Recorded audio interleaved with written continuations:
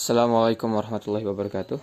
Perkenalkan, nama saya Dimas Bagus Tri Pamungkas dari Teknik Informatika angkatan 2020.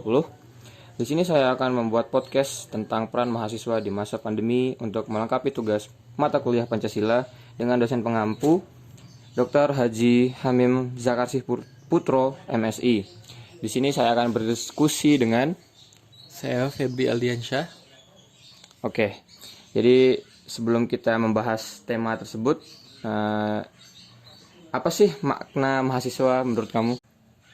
Kalau bicara tentang makna mahasiswa itu sendiri, secara harfiah kan itu terdiri dari dua suku kata ya, maha dan juga siswa. Maha itu bisa dikategorikan sebagai sesuatu yang dan juga siswa itu adalah seorang pelajar gitu. Jadi secara singkat mahasiswa adalah seseorang yang terpelajar.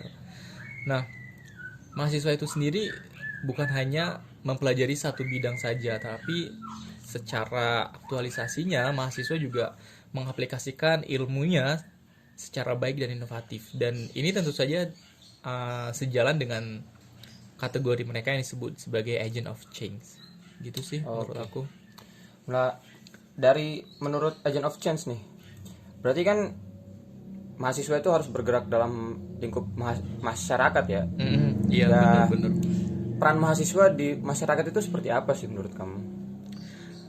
Kalau peran mahasiswa di masyarakat itu sejalan dengan ini ya, tridharma perguruan tinggi yang ada di poin ketiganya itu kan pengabdian kepada masyarakat.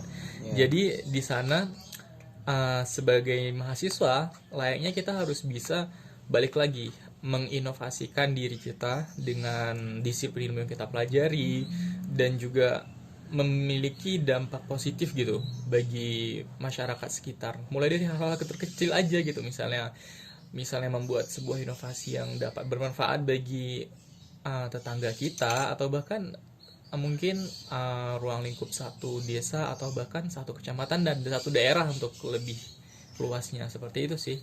Oh, oke sih. Nah, untuk masa-masa pandemi nih, gerakan yang harus dilakukan mahasiswa itu apa gitu? Gerakan yang bisa dilakukan mahasiswa di masa pandemi ini Iya. ya.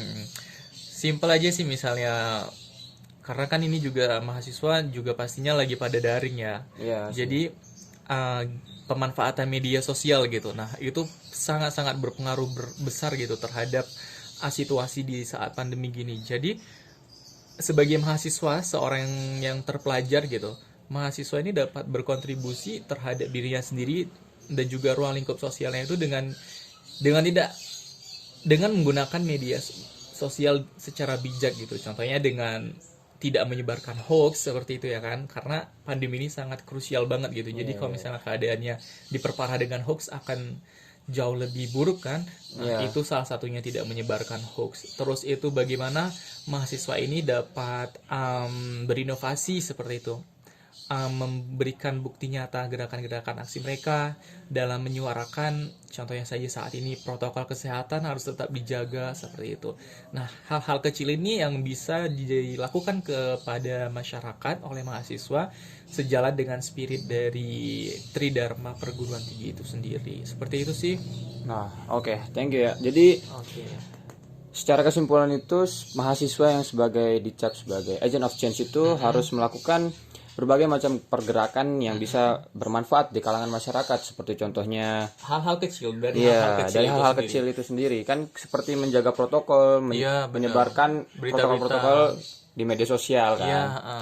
Lalu menggalang dana untuk memberikan masker gratis kepada masyarakat, pada pedagang yang ada di pusat kota. Contohnya kan banyak sekali orang-orang yang tidak menggunakan masker gitu.